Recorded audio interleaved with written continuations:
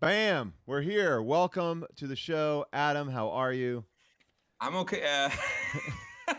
We just spoke about how people are asking me how I I'm doing, know. and it makes me frustrated. Well, I know. Well, there's no other way to start. I mean, last time we checked in with you on this show, you were being visited by the police once a day because Yes, you were once a day. quarantining in Toronto. hmm That has stopped, I imagine. That has stopped. I'm done with quarantine, which is great. I immediately, as soon as I finished quarantine, I went outside and walked like 8 miles, and my legs felt like jelly. Like I just had not taken that many steps from Yeah. like place to place. And immediately since then, like I've had like a sore hip.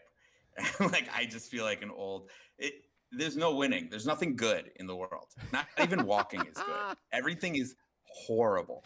Um, Horrible. my son, who is 6 years old, he's a giant basketball fan right now, loving basketball. We Awesome. talk about basketball all the Awesome. time. He is obsessed with Bill Laimbeer. He's like, why did Michael Jordan call him the dirtiest player in basketball?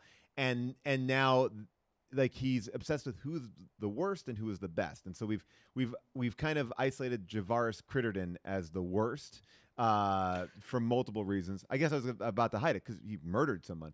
And Yeah, I was gonna yeah, say Javaris Crittenton has a murder charge, so I think that does. yeah, put him at the I mean, top. remember Crittenton before the murder charge had a real like this guy might commit a murder Oh, incident.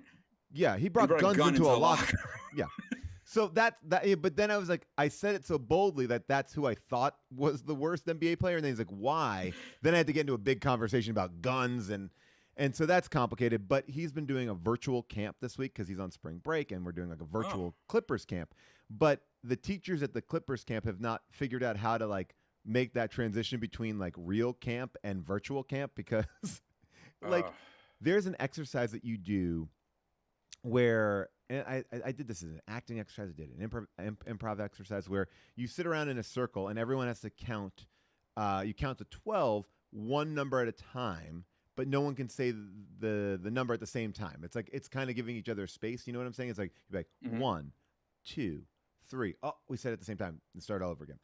So hmm they're trying to do this on on Zoom Zoom. with 5-year-olds in a thing where you can't even see everyone who's in the fucking class. It literally is like swipe pages of swiping through a Zoom class. I'm like, this is the why are you doing this? Like what It's and one, and one, then one, yeah, it's like one, you can't even make eye one, contact with one. you. And every day I come down and I see him in this class and I see him like on the edge of his seat going like two. And then, it's been a wild time to watch. I'm glad I'm paying like because it takes so long to get to 12. Like I'm glad I've paid for this class for my kid to count to 12. Like that is I think the majority of the class is just counting to 12. Oh But we God, have I wouldn't last a second if I was a Zoom kid right now. I would just be. I mean, I've walked into my kid like my oldest son is 9, and he has figured out like his teachers will text me sometimes. Like I'll be here in Vancouver at work, yeah. and I'll get a text from his teacher that's like Cole is playing a video game right now because he has figured out how to have two windows Oh. on his screen. And so I will then have to text my wife to be like, the teacher just texted me. And then she'll walk into his room and he'll immediately be like, oh, what? Oh Like, my oh, God. It is, yeah. yeah, it So, is next level. I mean, yeah, I think I'd be finding so many ways to cheat as a Zoom kid. oh, yeah. Because, yeah. This is a show, by the way, that Adam came up with. Super fun show where people send us their tweets that they are not sure about. It feels like they are, we call them the drafts, like what you may put in your hmm drafts. It's not ready to be sent out into the world. And people have submitted us their tweets, and we're going to go through and kind of help ourselves too, because we have some tweets ourselves that may Yeah. need some more. Selfishly, I think part of when we started the show, a lot of it is because I also like I want to get the room's opinion. If you have a bunch of people who are all here together to look at tweets, like I would love some help as well. I Um, absolutely and we have an amazing guest today. we do. All right, so this person. is fantastically funny. He's a stand-up. You've seen him on late night shows. He has a podcast called Urgent Care. You've seen him in movies, TV. You've done the whole thing. Please welcome Joel Kim Booster. Joel, welcome. How are you, buddy? Oh, Yes. I'm doing terribly, just like everybody else. That's awful. We need to have a new greeting. I know. That empathizes how horrible it is for both sides. Mhm. That is not the what's it called, like the regular question of how are you doing. It needs to be like things are shit, right? Right. Yeah, or maybe Hey, that worked really good. maybe we just go back to just a simple hello. There's nothing more to Yeah. say. It's like, hello, I see you, you see me. We're It not is doing so- well. It does not feel good to not ask, though. I I know. know where you're Right, coming no, from. It yeah. feels like you should ask some question, but it can't be how are you, because there has to be another question. Like, what did you eat today? Right. Well, How are you Right. eating That's today? not bad. Like, hey, so you can't start how's it going. It's like, hey, Joel, what'd you eat today? Yeah, Well, and then by I the- can be like Sour Patch Kids and a burrito. And then instantly I'm like, well, I'm worried. But- That's not healthy. This is the world we're living in. By the way, this actually is a very organic segue to a tweet that I wrote that I was trying to great. figure out how to do. And I'm talking about this is gonna, I'm excited about a segue like this. All right, so this is what I had written. I said the saddest form of connection I've had during this pandemic is asking what vax people got and getting excited that it matches mine. And and then also, I don't know why I'm asking it. Like, I was trying to figure out what's a good tweet here, because I'm like, you hear people go like, oh, you got vax. What did you get? If you tell me Johnson & Johnson, Pfizer, Moderna, I don't have anything to add to any of those besides, Oh, that's false. you think, like, if I told you like Johnson & Johnson, would you come back and go, only 77%? No, absolutely. I feel like that question, we are living in a Stanford prison experiment sort of vibe with like I truly look down on people who got Moderna and Johnson & Johnson. I really do feel like they are subhuman to me. I get Pfizer is king. Anything else is bullshit, and I worry. Pfizer is king. Wow. Pfizer is king. Moderna is mids, and Johnson & Johnson is Yeah. swag. By the way, exactly. by the way, straight from the bag. my friend right now is on her third shot of Pfizer because they have like an update. They have like a patch for the Pfizer vaccine. So they are, Really? yeah, they're testing it out now. This is going to be for the variants. So Pfizer is already 2.0. They're already ahead of the game. Wow. It's like I didn't buy the first PlayStation. I waited till there was PlayStation 2 because I knew that there was going to be some upgrades. Yeah. I'm halfway in the Moderna vax. Maybe I'm I in. should. I'm half in. I'm Maybe I in. should hold off, let that 80% trickle down, and then go back for a double Fies. I want to The get a triple. third. I want to get a third vax. That sounds so fun. Get me the shot, baby. in. All right. So I have major needle envy. would you have walked away from anything less than a Pfizer? No, Joe? absolutely not. It was absolutely random that I got Pfizer because it was the one I volunteered at a vax site, and that's how Yeah. I got it, and that's just the one that they had that day. Yeah. I would have taken literally anything. I would have taken Johnson & Johnson Oh, yeah. for sure. Johnson & I mean, I Johnson is still- good with the variants. Mhm. And I feel like Johnson & Johnson's super convenient. It's one Yeah, shot. only one Yeah. shot. You're done. That's why I feel like they need to like just get like ice cream trucks set up with these things and just go around from town to town and get people with these one shots. But to this tweet here, is there anything there? I mean, 'cause Yeah, I feel like I this think- is yeah. So my gut reaction on it, and feel free to disagree, is that Please. it's almost like this is a long setup, Right. Like there's a punchline to be had here, whether it's like I don't know, the saddest form of connection I've had during the pandemic is asking what vax people got, getting excited when it matches mine. Who knew so many people were were in the same alley, or like who knew so many people. I don't know what the So the it's good like- punchline is. Yeah, like that's what I'm trying. Like, I mean, but if to trim the beginning of it, maybe it is like asking people what vax they got is the blank of the like. It's like, is that maybe the simpler way to do it? Like, There's Yeah. not, it's like, asking people what vax I got is the new, how are or you? You could just take that out. Or you could take that out and go, Yeah. I get excited when people's vaccinations match mine. Right. Yeah, and then you make up a vax. And then you make up the vax. Yeah. All right. I got the, what would be a good one? I got like what's like a blender maker. Like I got I got a Cuisinart. Melee? Yeah. Cuisinart? a Melee vax. Cuisinart vax. Oh man. I got mine at Jamba Juice. All right. I will go back to the drawing board on this. Hamilton Beach, people are saying. Oh yeah, I get the Hamilton Beach vax. Hamilton Beach is funny. NutriBullet vax. Yeah, Peloton vax. Peloton vax. Yeah, Peloton comes up a lot on this show. Peloton is big on this show. Have you been riding, Paul? Oh yeah, I mean, I told you my whole Peloton lifestyle is core strength. That's where I live. I live in those two worlds, and then I'll get on the mic. Who's your instructor? Do you ever take Cody's class? Oh, of course. Cody Rigsby. Cody Rigsby is a legend here. I was on Fire Island 2 summers ago, and I walked into a party meeting my friend, and all the guys at the party looked at me as I walked in and said, "I think you're at the wrong party." And then Cody Rigsby was there, and he swooped in and he said, "No, he's at the right party," and they let me stay. It was the most aggressive form of like gay body shaming I've ever experienced. But Joel, you're ripped. You're I know, but literally grading on the curve of these guys, I'm a total schlep. I can see that. Well, Cody Rigsby, that is my main problem with Peloton. I think, to be frank about the instructors, is that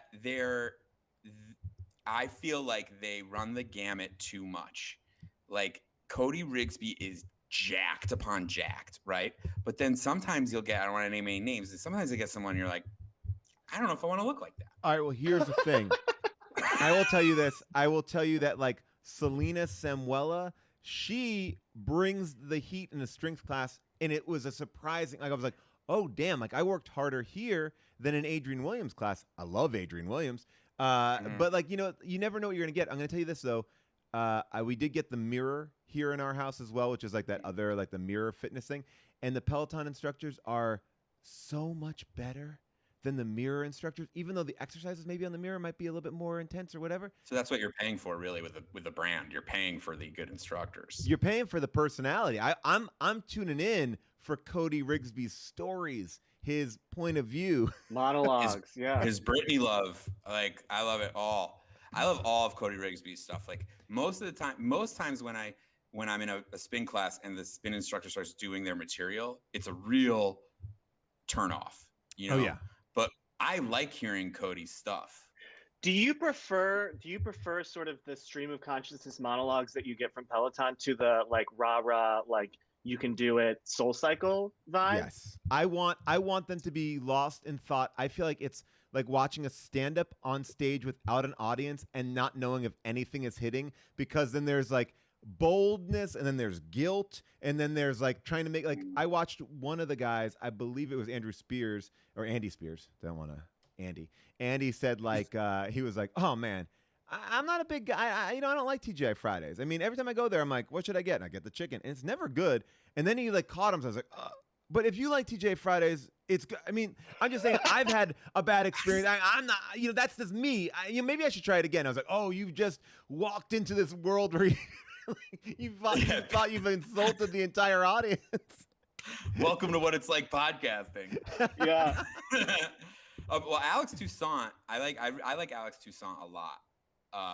And he does both. And sometimes I will say I don't love his monologues because I prefer him in a rah-rah mode. Yes, he's got to be a rah-rah.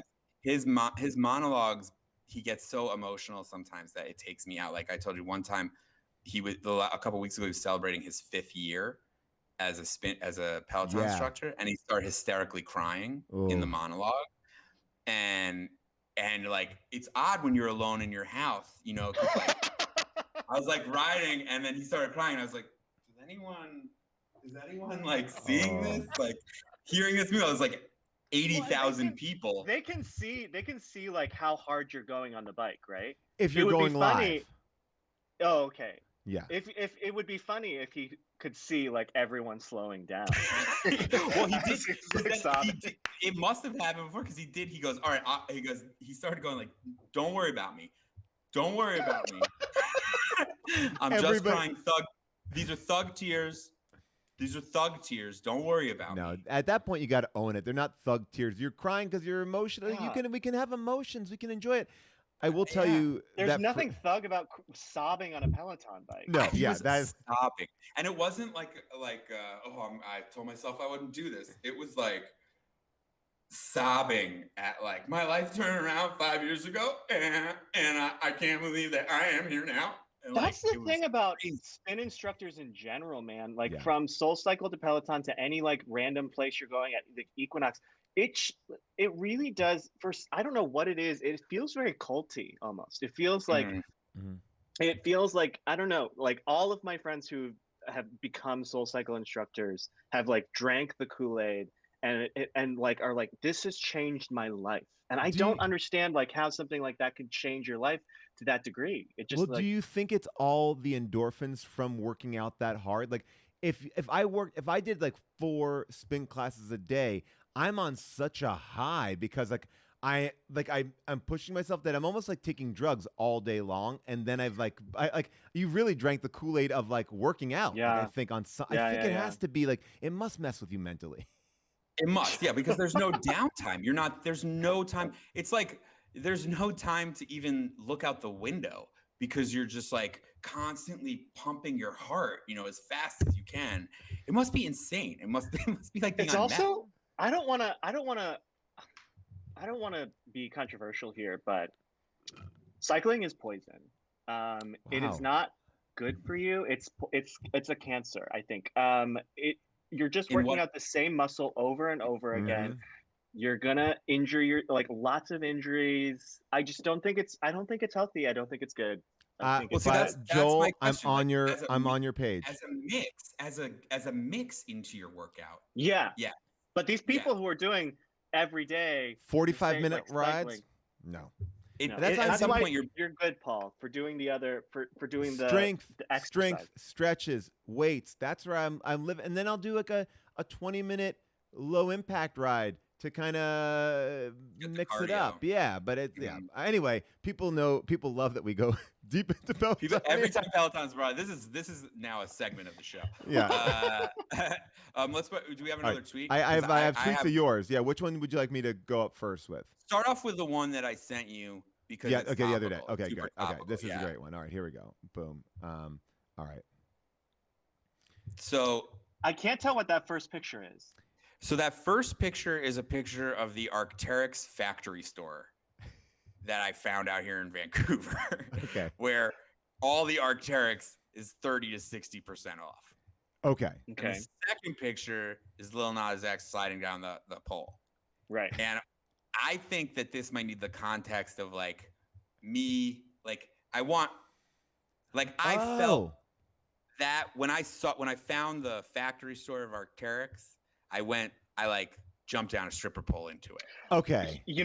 Can I say something that I think would actually solve part of the problem here? Sure. I think you swapped the order of the photos. Yes. You're a genius. Sometimes it's just that. I also want to say this. I'm going to say when you sent that to me, Pally, I jumped a little bit deeper into it, and I thought you were saying, did Lil Nas X steal the logo for Arc'teryx for his video? Like, because I saw that image up on the wall, and it looked like the same. It looked like the same image, even though I guess in that distant shot of it, like, because it looks like two legs shooting at. I didn't even think about that, but the video is so in the zeitgeist right now. Yeah. And I was driving around because I had the thing on my phone, but as you can see, it's in the corporate building, Arc'teryx. Right. And if you're not an Arc'teryx fan, you get on it. I can't say I even know what Arc'teryx is. I don't either, honestly. Joel and Paul, I think you'll love it. Both of you guys, I think you'll love it.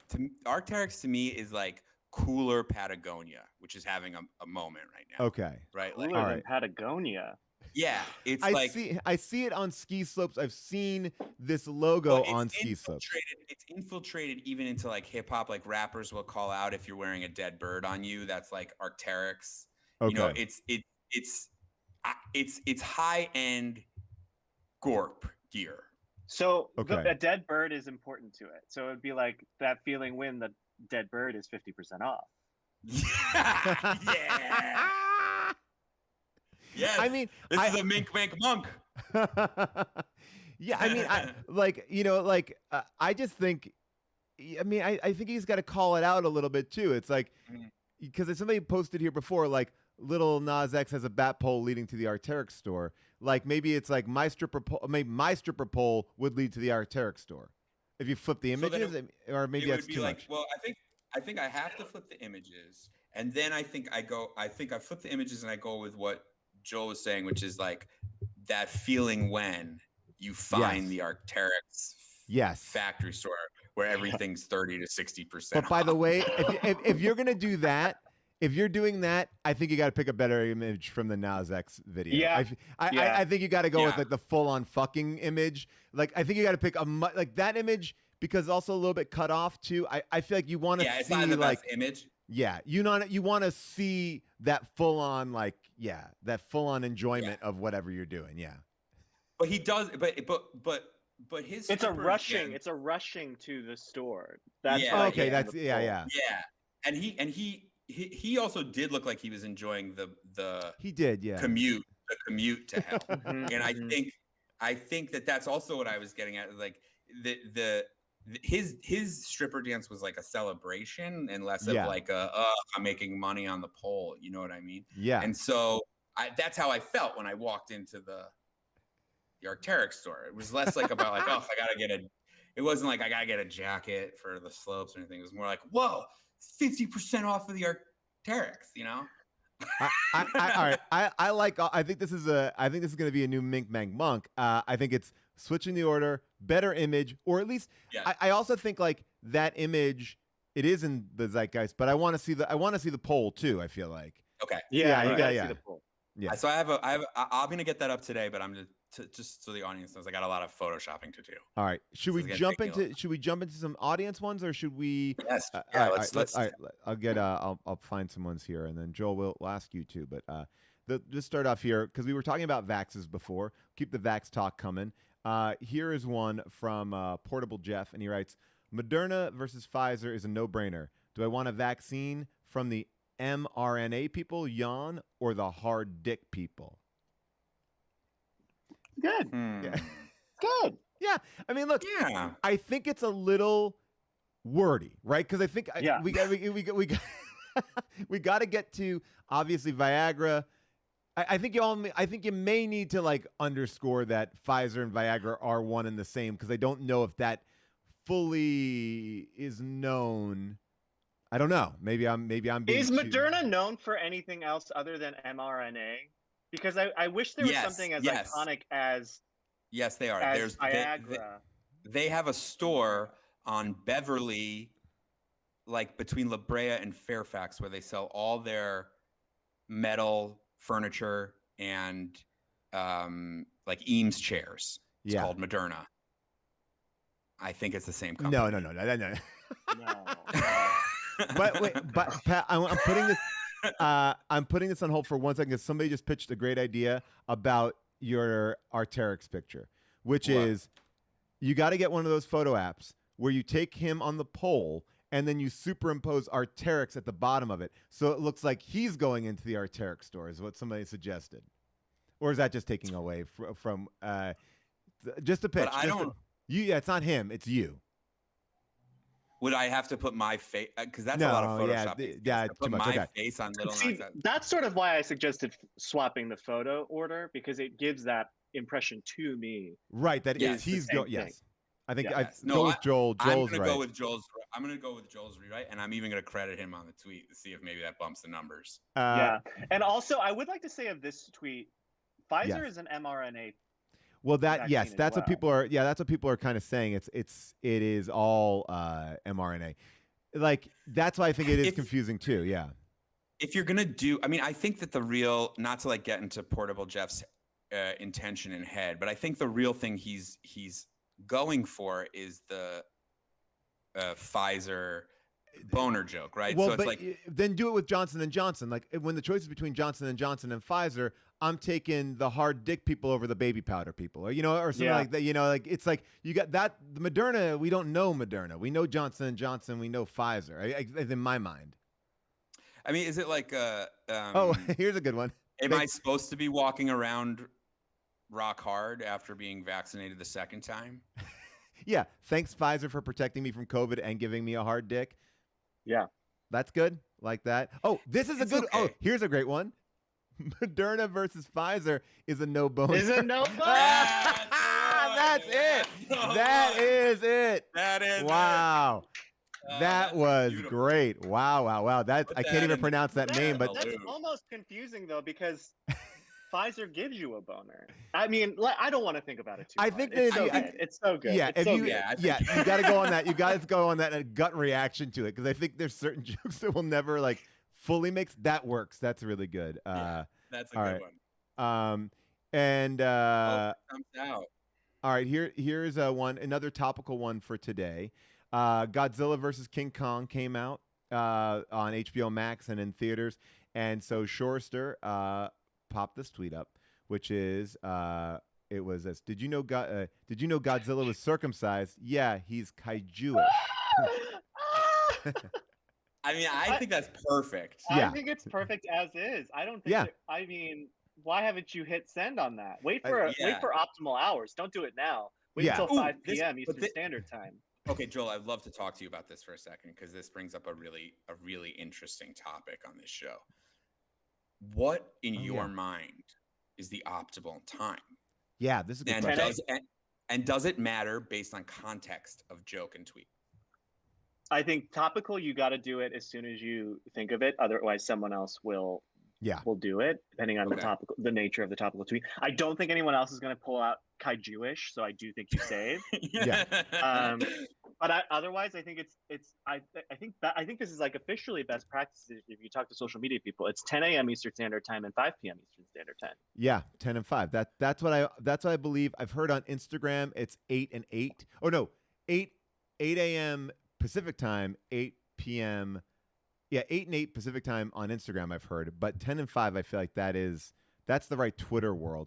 I would save this tweet for Friday because I know that King Kong versus Godzilla came out on HBO Max yesterday, but I feel like as people are picking a movie, like I would save this for the 5 p.m. Friday night slot because people are like, oh, I'm tweeting about this for the first time. I'm into like you got to kind of get people while they're on board with it. And how do you feel about the timing of a plug? Because like that is often where Twitter's a hellscape. We all know that. But there's times to me when it gets even more, you get a peek into people's true hellish existence, especially people in our line of work where they have to plug the things that they are doing. It's like that's how we make our living is people need to come see us. So in order to see us, we have to tell them where we'll be. Yeah. And that always feels slightly dirty, because you're like, oh my God, in the same place that we're talking about rewriting people's jokes, I'm also like, come see me, go watch this. It's like you're mixing the things. So in your mind, I guess it's a two-part question. A, how do you combat that feeling? And B, is there a time for you to put out a plug for a show of yours, or do you ever get embarrassed and bury it? How do you feel about that? If I'm embarrassed, it's always a retweet of somebody else promoting the show. It's not me promoting the show myself. So if you see me just retweeting something that's a promotion, I'm a little bit embarrassed and I don't believe in it. I bet you that is pretty standard. Like I bet if we went to a lot of actors and comedians, they would say this. But I will say this: sometimes I retweet because you also feel like it's a way to kind of like, so it feels a little bit less like I'm doing this, even though you are doing it. It's like, if I don't know. Yeah, I guess I've definitely done that. Anxiety is there. But that anxiety is there. If I'm taking the time to like write a tweet, like come up with my own tweet plugging something. Like usually I try to be a little bit funny, Right. like at least like a little bit. And if I'm doing that work, it's because I really care about the show and want it to happen. I don't think Twitter is a really good place to plug though. I really don't. I think it gets lost. I think like Instagram stories is a better place, and you can inundate, you can do it every day with the Yeah, poster and people see and I it. think that people look at Instagram stories without the weight of it feeling like a tweet or a plug or a post. Yeah. It's just sort of like, okay, oh yeah, right, that's there. And by the way, it works. It subtly gets in there. I'm like, I gotta see that movie. Oh well, yeah, I forgot that person's in that show. I got to do that. Like, I feel like there's a little bit there. It's a big, I guess, there's a big answer to like why a lot of my shit doesn't like permeate the public. I've been plugging it all on Instagram. You know what people love though? You know what Yeah. people fucking love on Twitter is a Deadline article. You post a Deadline Oh article or my something, God. Yeah. people go fucking nuts. They You gotta love it when frame- you yeah, announce shit. Yeah, frame it. You put it in the right thing. You get it up there. Yeah, the deadline articles seem to work, and I seem to like if you put a deadline link on on a Twitter, I'm not gonna go there, but I will scroll through the 4 slides to be like, what is this show? Who's in it? Oh, this sounds great. Like I'm oddly invested. I also feel like you've cropped it to the most important information that involves you. Like I don't have to get through the rest of the article. It's like, who are you? Got it. I'm happy for you. I gotta change I don't the way care. I don't care who's executive producing. Okay. I Those do. people are nothing to me. I'm so insecure. I'm like, I'm in it, but trust me, you're gonna want to know about the other people. Oh my Like, God. No. Don't worry if it's just me. I just never know how much it is okay to plug something when, like, you have one shot. Like a movie comes out, you got one shot. It's that weekend, that's it. And it's like you got to find that little balance to be like, I want you to know about it, but I hope you didn't miss. I don't even know, and I feel bad making anybody spend money on like a VOD and all that sort of stuff. I want to. It's a tricky line to kind of like promote. So I like the retweeting and stories a lot. Because it makes me go like, this person liked it, so maybe it's not just me telling you to like this thing. Yeah. Yeah, but then yes, and I'm not saying that comes across not genuine. Yeah. But don't you sometimes feel like you're like, well, how come people are looking at that and they're like, well, he couldn't even write his own thing about it. You know, like there's a certain thing where it's like you feel obligated to like do more.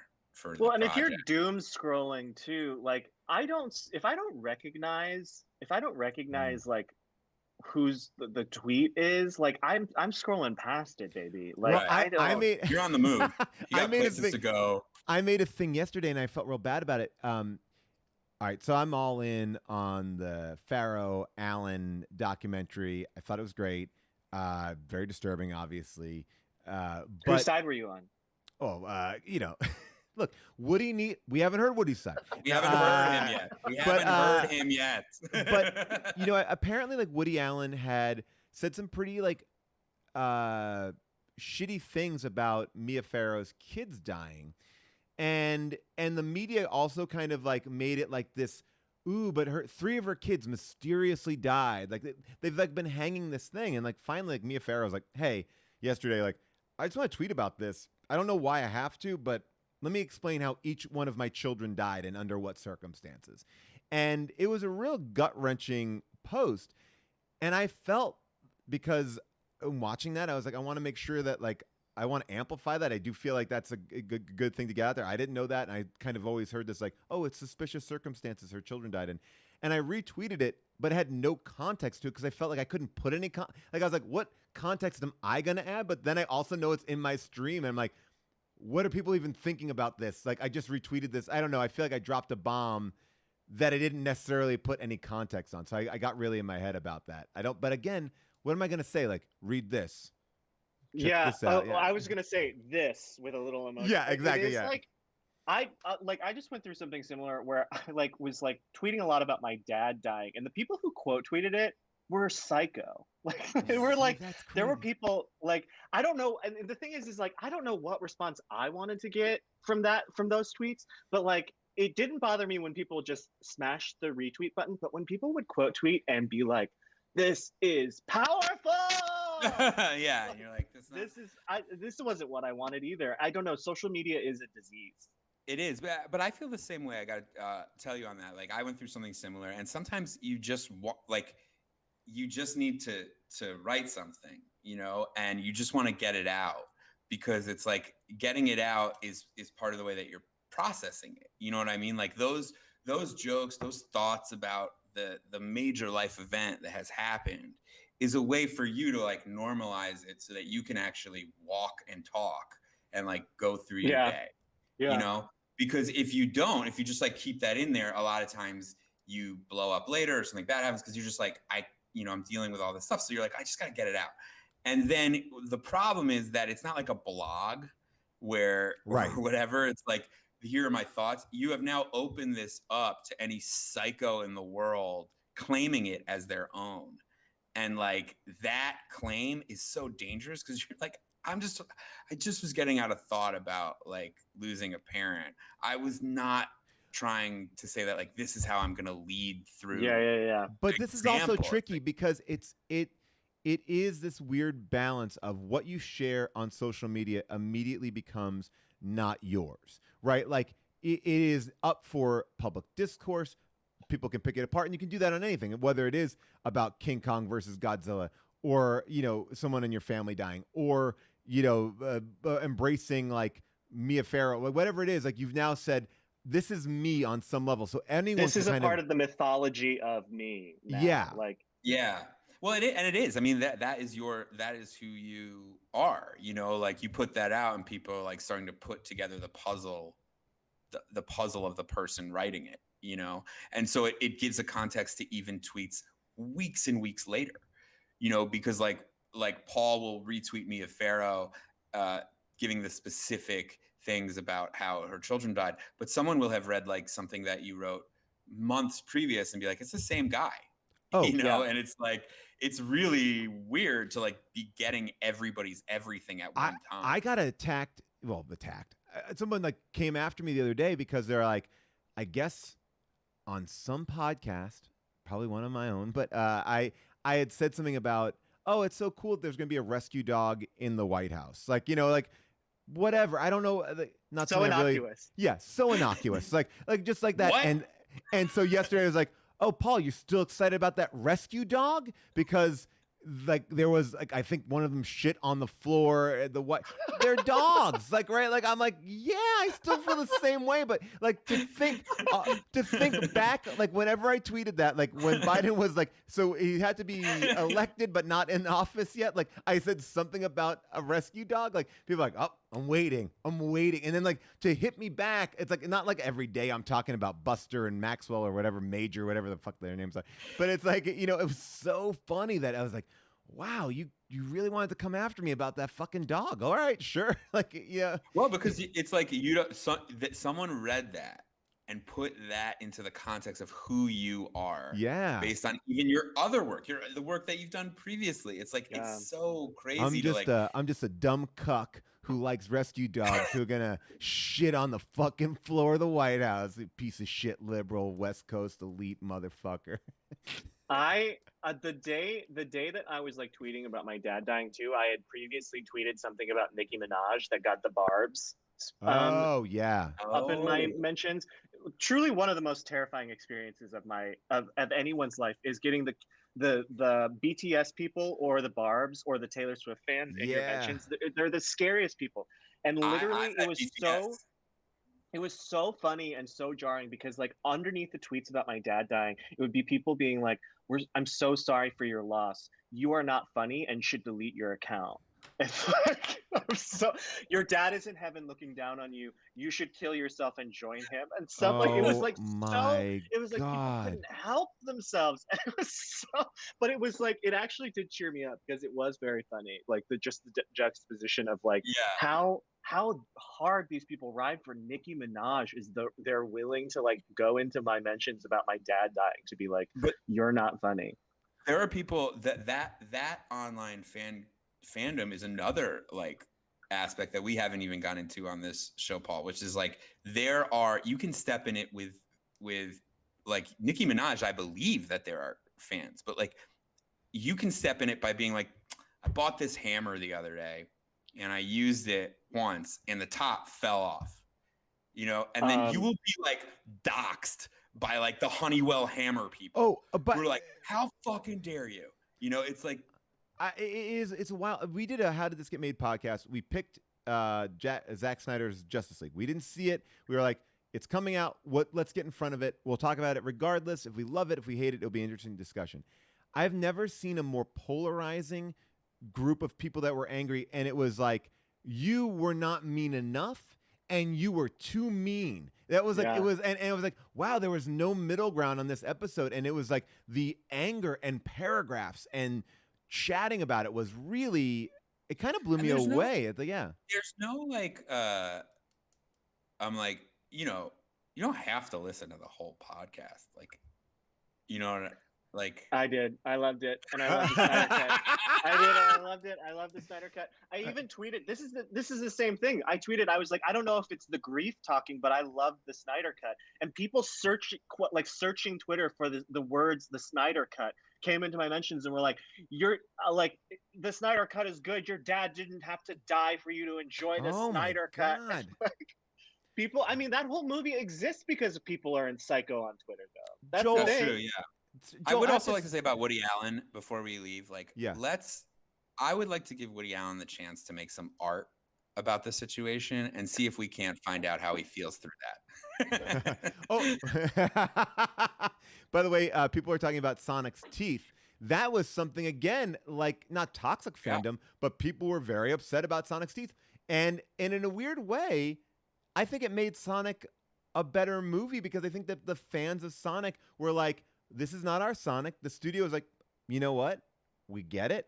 And then they made this movie that he looked like Sonic. People went nuts for Sonic, and it was a huge hit. But like, some art should be democratized. Like, but if you think, well, there is a teeth cut. There is a cut where Sonic doesn't have any teeth, and it's bizarre. It's bizarre. It's 4.5 hours, and it's shot in a weird ratio. But it's weird. It's like what, like, but it is this idea of like, I don't know, like, like you don't want to like play into toxic fandom, but you also want to give a voice to fans as well. Like you also want to feel like, if Taylor Swift is getting involved in politics, which I thought was actually very cool that she did, and risky for someone like her to do that and get on a big public platform, like that ability to move a bunch of people also angers a bunch. It's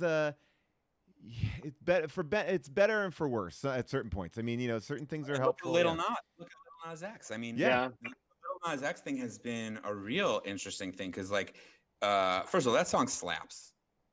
I really like that song. I don't even know the song. The video like made me my jaw drop. I was like, the song is amazing. Like I've listened to that song a bunch and in my workouts. Like it's great, and his other songs are great. He's awesome. And I think he obviously knew what he was doing. He did it for a specific reason. But then the other night, because I follow him, he was like on his Instagram crying, and it was like jarring because he's been retweeting everyone's hate and like posting back like funny remarks on it. But then you're also like, oh wow, like you're ingesting that. It must take a toll. No matter what. And like I was laughing. I think I even retweeted a couple of his like clapbacks because they were really funny and smart. And then when I saw him crying, I was like, oh no, like it's Chrissy Teigen. It's like I think that she wrote it really well. She's like, it's just too much. I can't take all this in. Like I gotta get out at a certain point. It's just too much. She had a miscarriage, and people are good. Now what do you think? Like now it's like you imagine that? Like you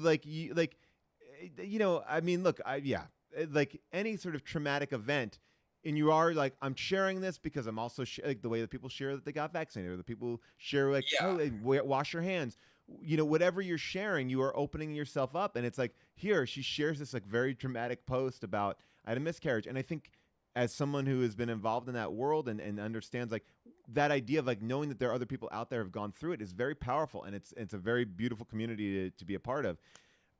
But to then have it be like, fuck you. So I guess you aren't for abortion. And I was like, oh God, I just like got so upset for her. I was like, the last thing you want to do is have any of that stuff fire at you. Yeah. I was also speaking of the Lil Nas X video. He's had quite a body transformation. Has Working, yeah. Do you think he's working with like a Hollywood I'm sure. He can afford it. Cody Rigsby. You think he's working with Cody? By the way, I saw. You think he can afford it? You think he has that? I guess he has a lot of money now. Oh, Pally, he's got tons of money. He has Cody Rigsby money. Yeah, but like Spotify, like he's not like he's like Drake or something, you know, like got like 1 hit, 2 hits, maybe. This definitely helped. Like Old Town Road is such a massive hit. Like that is like what kind of money do you think Lil Nas X is sitting on? Like, did he write that? Did he write Old Town? Did he write both of these songs? Yeah, That's the all right. So then he's got all the money. As long as you as long as you write the song, you got all the money. Mm-hmm. Really? Yeah. I don't know. You always hear about like artists on their first record deal. People are net like, worth according to $3 million. They said they could retire on Old Town Road.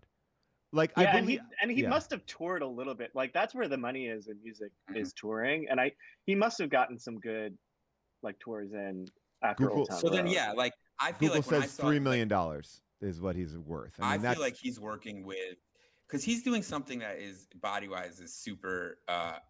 I always am shocked at when people make like gains, like real gains. You know what I mean? Where they go from like skinny to like gains. Yeah. And like I saw that video and I was like, that dude's got, like putting on pounds of weight. How do you do that? I mean, I'm sure he's like paying for like nutritionists and like trainers and stuff like that. He's doing everything right. Yeah. It's the food. It's the food. Joel, well, yeah, it's tricky. I mean, would you feel like, when did you decide to make your, well, I don't even know if you made a transformation. Were you always this concerned, like not concerned, but this focused on working out, looking good, eating right? Or did you come upon this later in life? It started like probably 2015 is when I started working out like a lot. And part of it happened after a really bad breakup. And so it was like it started revenge body vibes. And then I think like when I quit my day job and started doing this full time, like it really was like this industry is, you can't control shit. And it just became like this little quadrant of my life where I felt like I could control at least some aspect of it, you know? And so like what I ate and what I did and stuff like that. And so like it did become a little bit more of a focus once I started doing comedy full time, just because if I wanted control over something. I gotta give you a hand, just like because it's awesome how jacked you are, and like I was just telling Paul, I'm in such a bad way in this movie, in this cop uniform, and it's so sad to me sometimes. Like when I catch a glimpse of myself in the, like when they're adjusting, like the other day they were like miking me, you know, and I had to like stand sideways, like, you know, put my hands up so I could get the thing in, and I caught in the mirror, like that my belly was starting much higher than it used to. Like it's like my belly is now high. And I think that's good though. Isn't it good? Oh, I told Paul it's like Alec Baldwin. I have like Alec Baldwin body. I have like Denzel from Flight body. Like name 2 famously hot people. I mean, look in there. I live like Russell Crowe now body. Here's everything. I look like a mountain that is like I had to, from the like in a volcano. I don't have Joel's body, but I will say that I think whenever anyone catches themselves in, like, if you pass a mirror in a direction where you're not like expecting it and you catch your own self off guard, like I can look in the mirror in one direction and feel like I look pretty good, and then if I catch them in from like a side angle, I'm like, whoa, I don't even know if anyone's ever going to see that or what. There are angles that you can catch yourself at, I think, no matter where you are, that you're like, oh, okay. It's a humbling moment. I really love Joel's take on comedy, and like, because like I always was like, didn't work hard at it because I was like, that's funny. It's funny, right? To look like shit. And like, I really think Joel is correct that it's not. There's nothing added value at all, and like you should be the best version of yourself. Well, here's what I'll say. Here's what I'll say about quote unquote being hot is that like it it only works on me, I think, comedically because I'm Asian and we're traditionally not perceived as hot. And like so people there's like a little bit of distance in between. Like if I looked like a fucking Hemsworth, I don't think I could still do comedy. Like I think there is a level of too hot where where it is hard to like get away with. But like Jews, like, you know, first of all, I will disagree about I don't think that's true about why you are hot. I think like Jews, like, you know, Jews have a similar thing where it's like we're society, like we're not supposed to be the Hemsworths. You know what I mean? We're like relegated in society to like a different version of that. What about Ben Stiller? Ben Stiller's got that shredded bod. Mm-hmm. He's got the shredded bod, but how many people did you know growing up with a poster of Ben Stiller on their wall with no shirt?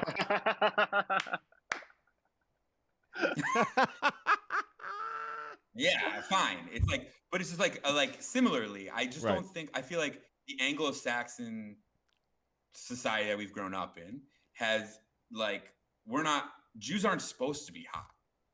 You know, we're supposed to be like funny and smart and like good with money. You know, like we're not supposed to be like, it's true that there aren't like that is a new phenomenon. Like the cute, handsome Jew is only in the last like 30 years. You can't point to one before. Who was like the leading man Jew before? Elliot Gould. Fine. Elliot Gould was overweight and smoked like his entire life. Sure. Maybe, but it's just like you weren't. It's just I never thought of myself that way, like, you know, because you were thought of yourself as like, well, if I could be like in this mode, you know, you could work. But I think you're right. Like you don't have a lot of control over anything in comedy, so you might as well like have control over the thing that you're presenting. Yeah. You know, I think that's really yeah.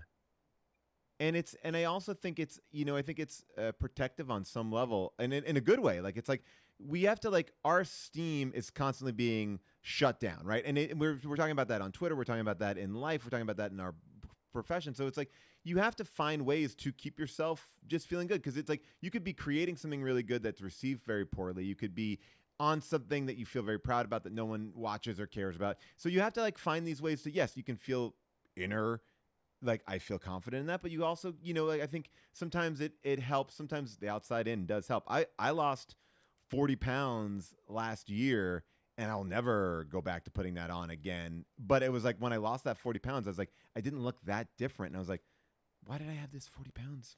Why? I'll say, pal, I don't know if it's the new camera, but you look like a hunk to me. You look like a hunk in this angle. Yeah. Agreed. I think really is the camera. I think it's a mix of both, though. Right. I think the camera is certainly helping.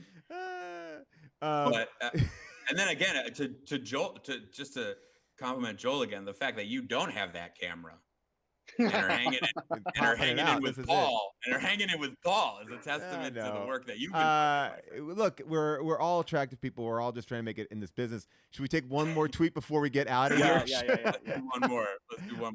All right.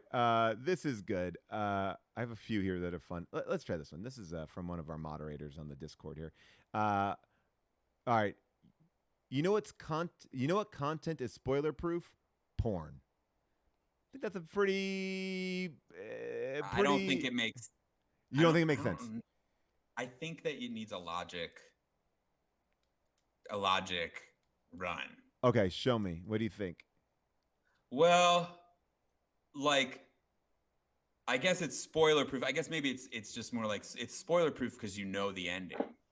Yeah. Right. I wonder if inverting it would be more interesting. Of like, I wish there were spoiler-proof porn. Like, what does that look like? You know, because like what he's just describing porn, right? At this point, like that makes sense to me. Like Oh, like we know how porn ends, but like, wouldn't it be more interesting if we didn't know how porn always ended?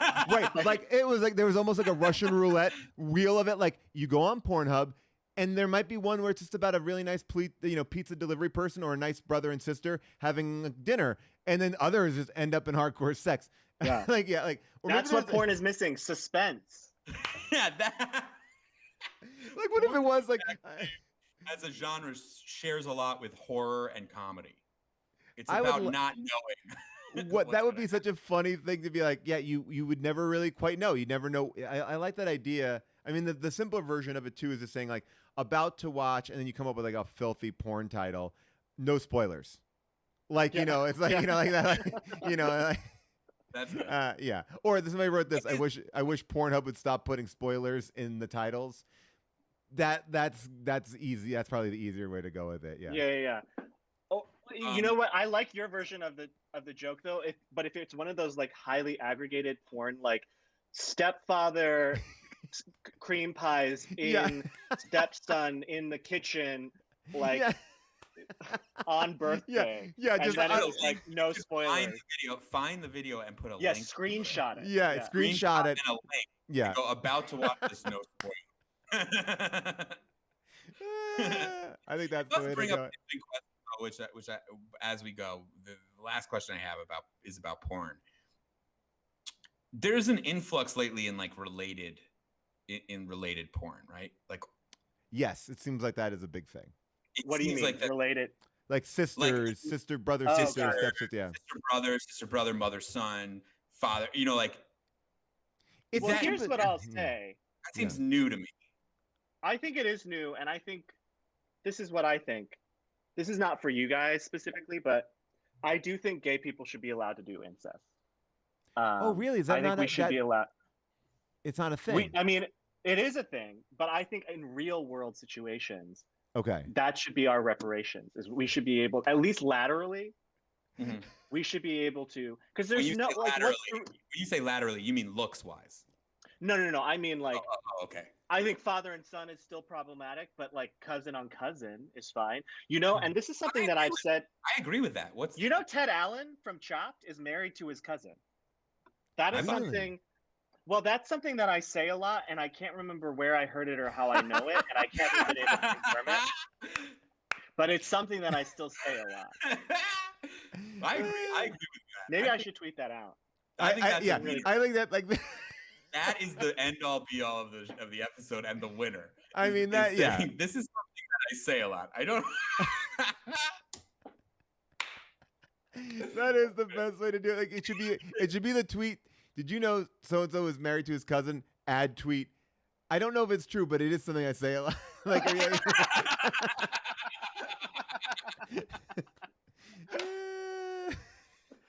Joel, thank you so much. This is a blast. Thank you everybody for watching today. Later on Twitch, me and Rob Hubel are going to have a bunch of fun people at 5 o'clock. So tune in again for that. Pally, Joel, a pleasure. We will see you all later.